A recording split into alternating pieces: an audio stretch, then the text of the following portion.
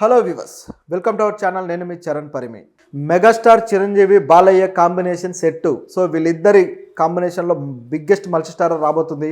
ఇదిగా టాలీవుడ్లోనే biggest multi star అని చెప్పొచ్చు. ఎందుకంటే ఆయన బాలయ్య గారి ఈ గోల్డెన్ జూబ్లీ ఈవెంట్లో మెగాస్టార్ చిరంజీవి గారు మాట్లాడిన మాటలు అనేక మంది చూసే ఉంటారు. సో అందులో చిరంజీవి గారు అయితే కొన్ని ప్రతిపాదనలు అయితే చేశారు. ఇప్పుడు దాన్ని సీరియస్గా తీసుకుని అందుకున్నారట. దీనికి ప్రొడ్యూసర్గా కూడా ఇప్పుడు ఈ మధ్య కాలంలో టాలీవుడ్లోనే హైయెస్ట్ ఏదైతే బడ్జెట్ ఉన్న సినిమా తీశారో వాళ్ళే ప్రొడ్యూస్ చేయబోతున్నారు. సో హైయెస్ట్ బడ్జెట్ ఏంటనేది మీకు తెలిసిందే. సో ఈ విధంగా ఇప్పుడు దీని మీద అయితే కొన్ని రూమర్స్ అయితే వస్తున్నాయి, కొన్ని వార్తలు. అలాగే చిరంజీవి గారు దీన్ని సీరియస్గా తీసుకొని ప్రొడ్యూసర్స్ని రైటర్స్ని కూడా ఇప్పుడు కొలాబరేట్ చేస్తున్నారు అనేది వార్త.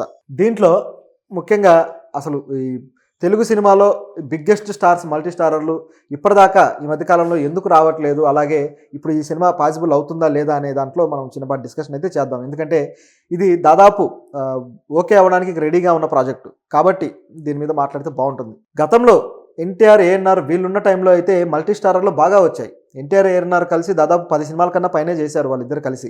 సో చాలా సినిమాలు, అది ఒక సినిమా ఆయన కృష్ణుడిగా, అలాగే ఏఎన్ఆర్ గారు అర్జునుడిగా ఒక సినిమా ఉంటుంది. సినిమా పేరు మర్చిపోయి, కృష్ణార్జున యుద్ధమేమో బహుశా, నాకు గుర్తులేదు. ఆ సినిమా గయోపాఖ్యానం ఎపిసోడ్ నుంచి తీసుకొని చేసిన సినిమా అది. సో చాలా బాగుంటుంది అది కూడా. అయితే తర్వాత వీళ్ళిద్దరూ సత్యం శివం అని చెప్పేసి ఒక సినిమా, సత్యం శివం సుందరం అనుకుంటా. తర్వాత చాలా సినిమాలు ఉన్నాయి ఇప్పుడు ఎన్టీఆర్, ఏఎన్ఆర్ చేసినవి, గుండమ్మ కథ కావచ్చు, ఇట్లాంటివి. ఆ తర్వాత అంటే ఇంత పెద్ద స్టార్లు చేసిన తర్వాత వాళ్ళ తర్వాత జనరేషన్ కూడా అదే విధంగా అందుకొని చేశారు. అసలు అక్కడ ఫ్యాన్ వార్లు లేవు, ఈగోలు లేవు, ఏమీ లేవు. ఎవరి ఫ్యాన్స్ వాళ్ళు ఆ హీరో కనపడప్పుడు పండుగ చేసుకున్నారు. కృష్ణ గారు, ఎన్టీఆర్ గారు చాలా చేశారు. అలాగే కృష్ణ గారు, ఏఎన్ఆర్ గారు కూడా చేశారు. సో ఆ టైంలో కృష్ణ గారు, ఎన్టీఆర్ గారి కాస్త రైవలరీ ఉన్న తర్వాత కొద్దిగా ఆ ఫ్యాన్ వార్లు అనేవి కొంచెం రంగరించుకున్నాయి. అంటే గతంలో ఎన్టీఆర్కి, ఏఎన్ఆర్కి కూడా ఫ్యాన్ వార్లు ఉన్నాయి, కానీ వాళ్ళు కలిసి నటించి వాటి మీద కొద్దిగా అవి రూపుమాపడానికి ప్రయత్నించారు తప్పితే మరొకటి కాదు. ఒక్కో సందర్భంలో ఒక్కో హీరో తమ పాత్ర ఇమేజ్ని కూడా తగ్గించుకొని మరీ చేశారు. ఏఎన్ఆర్ గారు అలా చేసిన వ్యక్తి. అదేవిధంగా కృష్ణ గారు, ఎన్టీఆర్ గారు చేసిన సినిమాల్లో కూడా కృష్ణ గారు కొద్దిగా తన పాత్ర ఇమేజ్ తగ్గించుకొని చేసినవి ఉన్నాయి. ఓ ఇట్లా అంటే వాళ్ళు లెజెండరీ సీనియర్లు కాబట్టి వీళ్ళు ఆటోమేటిక్గా తగ్గడం అనేది సహజమే. కానీ కృష్ణ గారు అలాగే శోభన్ బాబు గారు చేసినప్పుడు మాత్రం కొన్ని వివాదాలు చెలరేగుతూ అప్పటి నుంచి ఫ్యాన్ వార్లు కాస్త ఫైర్గా తయారయ్యాయి. ముందడుగు సినిమాకి సంబంధించి అనుకుంటా కృష్ణ గారికి ఎక్కువ సీన్లు ఉన్నాయి, లేకపోతే శోభన్ బాబు గారికి తక్కువ సీన్లు ఉన్నాయనో, లేకపోతే కృష్ణ గారు ఒక కోటు ఎక్కువ వేసుకున్నాడు, శోభన్ బాబు గారు ఒక కోటు తక్కువ వేసుకున్నాడు వాళ్ళు వేసుకునే డ్రెస్సులు. సో దానికి కూడా గొడవలు పడ్డారనమాట ఫ్యాన్స్. సో అంత తీవ్రంగా ఉండేది. కృష్ణ గారి పాటలు వస్తే పరశురు గోపాలకృష్ణ గారు చెప్పారు ఆయన పాడ్కాస్ట్లో, వీటిల్లో కృష్ణ గారి సాంగ్స్ వస్తే ఏమో శోభన్ బాబు గారి ఫ్యాన్స్ లేచి వెళ్ళిపోతారంట థియేటర్లోంచి. అలాగే శోభన్ బాబు గారి సాంగ్స్ వస్తే ఏమో కృష్ణ గారి ఫ్యాన్స్ వెళ్ళిపోతారట. సో ఇట్లా ఉండేది ఆ రోజుల్లో పరిస్థితి అని చెప్పారు. సో అట్లా ఆ రోజుల్లో నిజంగానే ఉంది.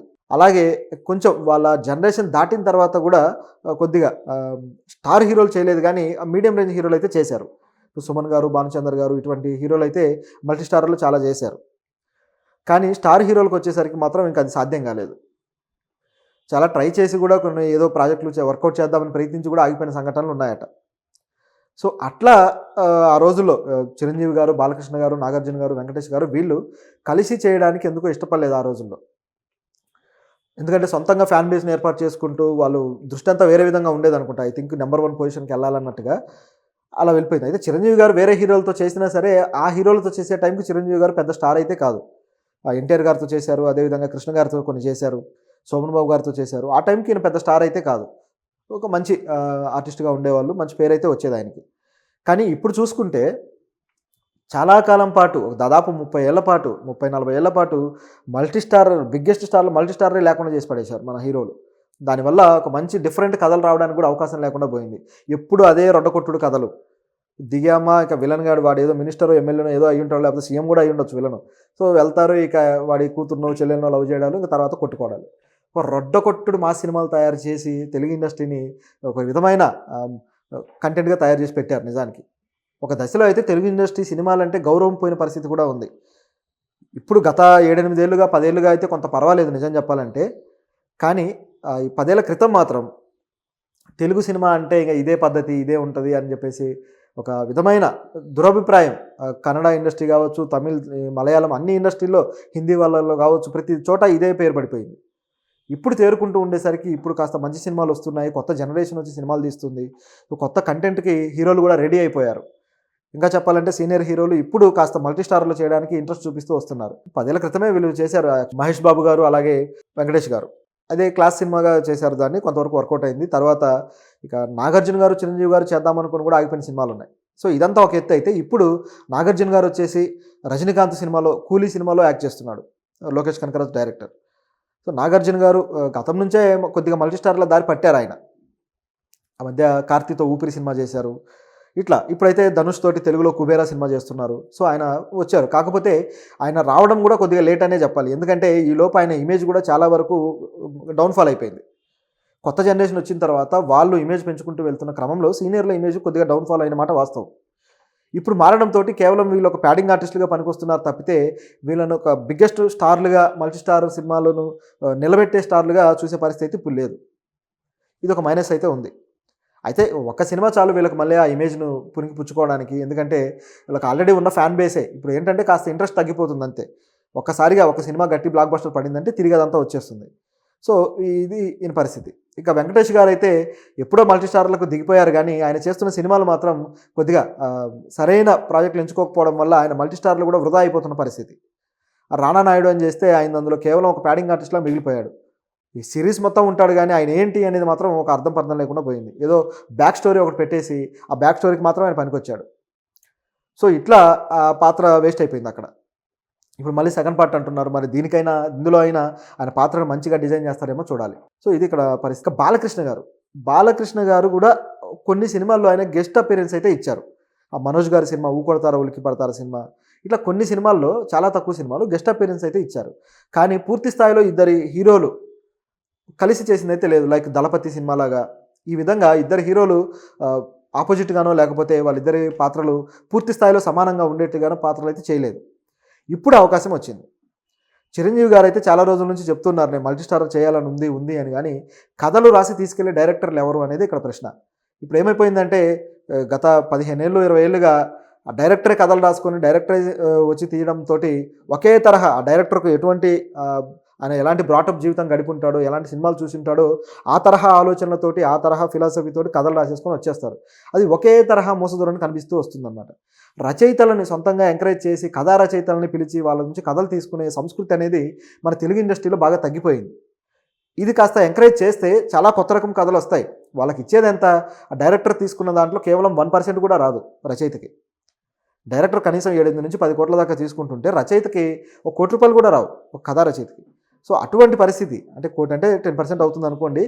కనీసం ఒక 25 లక్షలు లేకపోతే 50 లక్షలు కూడా తెలుగులో ఇచ్చి మంచి కథలు తీసుకుంటున్న సంస్కృతి కథా రచయితల దగ్గర లేదు. అదే స్టార్ డైరెక్టర్లు కథలు రాస్తే మాత్రం ఆ కథలకు ఉంటుంది. ఎందుకు ఇలాంటి ఇది వచ్చిందయ్యా అంటే, మనమే దాన్ని నాశనం చేసేసుకొని మళ్ళీ మనమే బాధపడుతూ ఉంటాం, కథలు లేవు అని. రాసే వాళ్ళు చాలామంది ఉన్నారు, కానీ దానికి వాల్యూ కట్టి డబ్బులు ఇచ్చేవాళ్ళు కావాలి. ఎందుకంటే శ్రమకు గుర్తింపు ఉన్నప్పుడే కదా ఆ శ్రమ కూడా చేయడానికి ఇష్టపడతారు ఎవరైనా. ఎంత గొప్ప కళాకారుడైనా తన కళకి చప్పట్లు మాత్రమే కాదు, తన కళకి కాస్త భుక్తి కూడా దొరికినప్పుడే పర్ఫార్మెన్స్ చేయాలనుకుంటాడు, ఏదైనా ఇవ్వాలనుకుంటాడు. లేకపోతే వాడికేం పట్టింది? సో అట్లా కొన్ని కళల్ని మనమే తొక్కేస్తున్నట్టుగా కనిపిస్తుంది ఇక్కడ. అయితే ఇప్పుడు దీనికి సంబంధించి కూడా, ఈ సినిమాకి సంబంధించి కూడా కథను బోయపాటిని రాయమని చెప్పి అడిగారు చిరంజీవి గారు. బోయపాటి గారు మీరు రాయండి, అలాగే చౌదరి గారి పేరు కూడా చెప్పారు. సో ఇట్లా కొంతమంది పేర్లు అయితే చెప్పారు. ఇక చిరంజీవి గారికి బాగా ఇష్టమైన రచయిత సత్యానంద్ గారు అలాగే ఉండనే ఉన్నారు. అలాగే పరశురు గోపాలకృష్ణ గారు, వీళ్ళంతా ఉండనే ఉన్నారు. అలాగే ఇంద్రా సినిమా ఇచ్చిన చిన్నకృష్ణ గారు ఉన్నారు. సో ఇట్లా చాలామంది ఉన్నారు ఆయనకి. కాకపోతే వీళ్ళందరూ కొద్దిగా ముందు జనరేషన్ రైటర్లు అయినా సరే, రచన విషయంలోకి వచ్చేసరికి ఒకేసారి కొలాబరేటివ్గా 10 మంది రచయితలు కలిసి రాస్తారు చిరంజీవి గారి కథలు. ఇప్పుడు ఇంద్రా సినిమా కూడా చాలామంది దాంట్లో పార్టిసిపేషన్ చేశారు. బేసిక్ కథ చిన్నకృష్ణ గారిది అయినా పరశురు గోపాలకృష్ణ గారి పాత్ర దాంట్లో ఉంది. అదేవిధంగా వెంకటేశ్వరరావు గారి పాత్ర ఉంది. ఇట్లా చాలామంది ఉన్నాయి. అయితే ఇప్పుడు ఇంద్రా, సమరసింహారెడ్డి 2 పాత్రల్ని ఈ బేస్ చేసుకొని మీరు రాయొచ్చు కదా అని అద్భుతమైన ఐడియా ఇచ్చారు చిరంజీవి గారు. ఈ ఐడియా అద్భుతమని ఎందుకు అంటే, నిజానికి అది మామూలు ఫ్యాక్షన్ సినిమాలే, ఆ రోజుల్లో బాగా నడిచాయి, హిట్ అయిపోయాయి. కాకపోతే ఫ్యాన్స్కి బాగా అలరించే సినిమాలు, అన్ని రకాల మాస్ మసాలాలు ఉండి అలరించే సినిమాలు. అయితే దీన్ని ఒక మల్టీవర్స్, దీన్ని చెప్పాలంటే మల్టీవర్స్ అని చెప్పాలి. సినిమాటిక్ యూనివర్స్లో భాగంగా వేరు సినిమాల్లోని మెయిన్ పాత్రలను తీసుకొని ఒక కథ డిజైన్ చేయడం. అంటే ఆ సినిమాల్లో ఉన్న కథ అంతా కూడా బ్యాక్ స్టోరీగా ఉండి కొత్తగా మరో స్టోరీ తయారవుతుంది. సో ఇలాంటి ప్రయోగమే విక్రమ్ సినిమాలో చేశారు లోకేష్ కనకరాజు గారు. ఆల్రెడీ గతంలో ఎప్పుడో 30 ఏళ్ల క్రితం తీసిన 'విక్రమ్' అనే సినిమా, ఏజెంట్ విక్రమ్, కమల్ హాసన్ గారిది. దాన్ని ఒక బ్యాక్ స్టోరీగా పెట్టి దానికి తరువాత సీక్వెన్స్‌గా ఈ కథను రాశారు. అలాగని ఇది పూర్తి స్థాయిలో సీక్వెల్ అనడానికి కూడా లేకుండా పోయింది. ఎందుకంటే 'ఖైదీ' అనే సినిమా నుంచి మరో పాత్రని, అలాగే మరో సినిమా నుంచి మరో పాత్రని తీసుకొచ్చేసి ఇక్కడ ఏం చేశారంటే దీన్ని ఒక మల్టీవర్స్ కింద డిజైన్ చేశారు. సో అటువంటి ప్రయత్నం ఈ సినిమాతో చేయొచ్చు. తెలుగులో అలాంటి మల్టీవర్స్ ఏదో చేద్దామని ట్రై చేశారు కానీ 1, 2 సినిమాలు అవి వర్కౌట్ అవ్వలేదు. అసలు అది కుదరలేదు. ఆ సెటప్పే కుదరలేదు. కానీ దీనికి ఆ ఛాన్స్ ఉంది. ఇది ఖచ్చితంగా చేస్తే బాగుంటుంది. అలాగే ఫ్యాన్స్ కూడా కింద కామెంట్లు చూస్తుంటే దానికి సంబంధించి బి. గోపాల్ గారి సలహాలు తీసుకోండి, ఆయన పర్యవేక్షణలో చేయండి అని చెప్పేసి కామెంట్లు అనమాట. సో ఇంద్ర, అలాగే నరసింహనాయుడు, సమరసింహారెడ్డి సినిమాలతోటి బి. గోపాల్ గారు అంత ఇంపాక్ట్ ఇచ్చారు.